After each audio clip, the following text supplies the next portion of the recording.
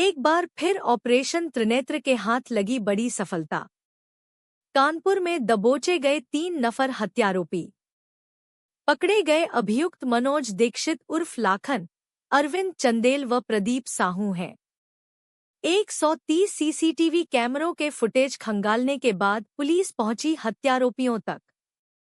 पिछले दिनों विपिन तिवारी नामक व्यक्ति की उसके इन्हीं दोस्तों ने ही 20 लाख की लालच में शराब पिलाने बाद हत्या कर दी थी। अभियुक्त गणों के पास से हत्या में प्रयुक्त ऑटो यूपी 78 LT 0406 एक अदद मृतक का बैग बरामद। तीनों अभियुक्तों को अग्रिम विधिक कार्यवाही के उपरांत भेजा जा रहा है न्यायालय। इस प्रकरण में डीसीपी साउथ दीपेंद्र नाथ चौधरी द्वारा दी गई बाइट। सर, प्रेस कॉन्फ्रेंस रखी किस लिए रखी है?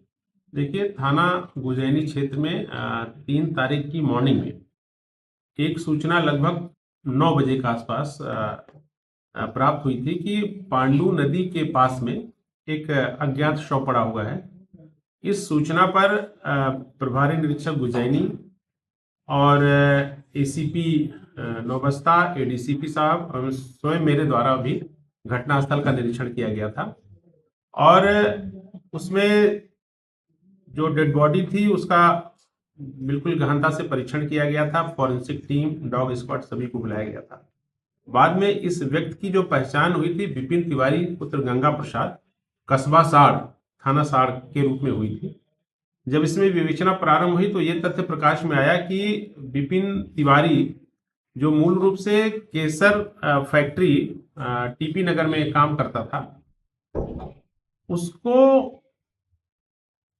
कस्बा साड़ में उसकी एक पैतृक जमीन थी उसके पिताजी के नाम पे, जो उसको अपने ननिहाल से प्राप्त हुई थी। लगभग 12 बीघे की लैंड थी जो डिफेंस कॉरिडोर में आ गई थी और उसका इनको करीब 2 करोड़ 40 लाख रुपए का इनको कंपनसेशन मिलना था। अभी 60 लाख रुपए का कंपनसेशन इनके पिताजी गंगा प्रसाद के अकाउंट में आया था, जो ICICI बैंक जो यहाँ बारा देवी किदवई नगर में है, उस अकाउंट में इनका पैसा आया था। इनके पिताजी ने 20-20 लाख रुपए इन दोनों भाइयों में, अमित तिवारी और विपिन तिवारी में वितरित कर दिया था और उसकी फिक्स्ड FD करवा दी थी और 20 लाख रुपए अपने अकाउंट में रखा था। इनके जो मित्रगण थे इसमें अरविंद चंदेल, मनोज दीक्षित और ये प्रदीप साहू, इनको इस बात की जानकारी हो गई थी कि इसके पास 20 लाख रुपए कैश में है और इन्होंने एक योजना बनाई कि किसी प्रकार से वो पैसा प्राप्त किया जाए। जब वो 2 तारीख की रात्रि में फैक्ट्री में नहीं पहुंचा तब मनोज ने उसको फोन किया और ये कहा कि तुम जो है कहाँ हो। तो उसने कहा कि मैं गल्ला मंडी के पास हूं। इन लोगों ने बारा देवी पर उसको बुलाया। वहां योजना के तहत इन लोगों ने उसको कोल्ड ड्रिंक पिलाई। कोल्ड ड्रिंक में पहले से इन्होंने टैबलेट डाल रखी थी। इन लोगों ने स्वयं भी कोल्ड ड्रिंक पी, बट उसमें कोई ऐसा टैबलेट वगैरह नहीं थी, तो वो नशे की हालत में आ गया। फिर जब वो नशे की हालत में ले आ गया तो फिर उसको कररही की तरफ ले गए। वहां पर भी इन लोगों ने उसको शराब पिलाई और जब अत्यधिक शराब हो गई तो फिर ये लोग उसको जरौली फेस 1 में भदौरिया होटल है, वहां पे ले गए, एक कमरे में रखे थोड़ी देर के लिए। लेकिन उसको इस बात का आभास हो गया था कि मेरे साथ कुछ गलत होने वाला है और वो इनसे कह भी रहा था कि आप लोग ऐसा क्यों कर रहे हो। इसी बीच में ये लोग जब वहां लोग शराब खरीदी थी तो उसके ही उससे मोबाइल से पेमेंट करवाया था और ये लोगों ने उसका कोड वगैरह देख लिया था। इनको ये अंदेशा था कि वो सारे पैसे 20 लाख रुपए बिल्कुल सिंपली उसमें है, तो ये इनकी योजना थी कि पैसे किसी भी प्रकार से उसे विड्रा कर लिया जाए। लेकिन चूंकि वो फिक्स थी, FD थी, तो पैसे नहीं निकल पा रहे थे। इन लोगों ने करीब 5-6 हजार रुपए उसके अकाउंट से विड्रा भी किए, लेकिन शेष पैसा नहीं निकल पा रहा था। उसके बाद उसको कुछ हल्का सा होश भी आ गया और उसने ठीक ठाक से इन सबकी पहचान कर ली। अब इनको ये डर हो गया कि पैसा भी नहीं मिल पा रहा है और इसने हम लोग को पहचान लिया है। इस भय से इन लोगों ने उसको मारने की योजना बनाई और उसके बाद लगभग 12:30 बजे के आसपास में उसको नशे की हालत में उस ऑटो में बैठा करके, जिसको ये साहू चला रहा था, उसको ले गए पांडु नदी के पास में और वहां पर पूर्व से इन्होंने रस्सी और बोरा ले रखा था और उसको रस्सी से उसका गला घोट करके और पांडु नदी के बगल में उसका शव फेंक दिया और उसके ऊपर बोरा और ईंट रख दिया। फिर ये लोग वहां से फरार हो गए।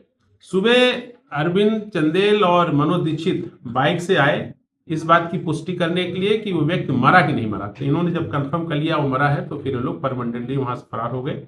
अब इसमें हमारी जो सर्विलांस की टीम और इसमें थाना गुजैनी की पूरी टीम, इंस्पेक्टर साहब और सारे हमारे चौकी इंचार्ज, इसमें बहुत इन लोगों ने मेहनत और बहुत अथक परिश्रम किया है।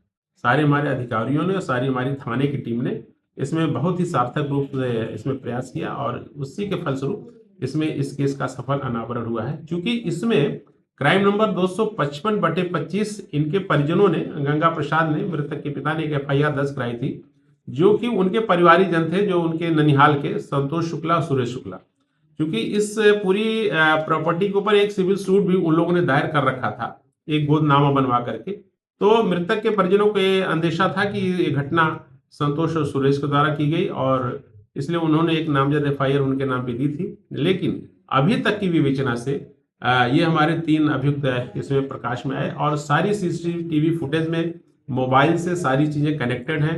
लास्ट कॉल मनोज दीक्षित की ही थी मृतक के फोन पर और जो भी मैसेज आए सब इनसे कनेक्टेड है। तो इस प्रकार से प्रथम दृष्टया इस संपूर्ण घटना में अभी तक इन लोगों का प्राथमिक रूप से संलिप्त होना पाया गया।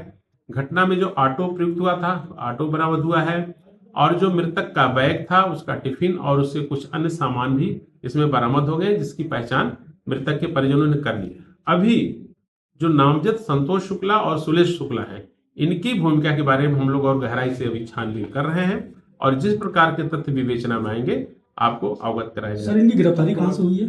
इसकी गिरफ्तारी जरौली के पास से की गई है। जरौली के वो पुराना कोई पास अपराधी? इनका एक मुकदमा इस चंदेल के ऊपर है और किसी के ऊपर कोई फिलहाल आपराधिक इतिहास नहीं है। और इस उत्कृष्ट कार्य के लिए इस संपूर्ण टीम को 25,000 रुपए का नगद पुरस्कार भी दिया जाता है और इनके इस कार्य की भूरिभूर प्रशंसा की जाती है।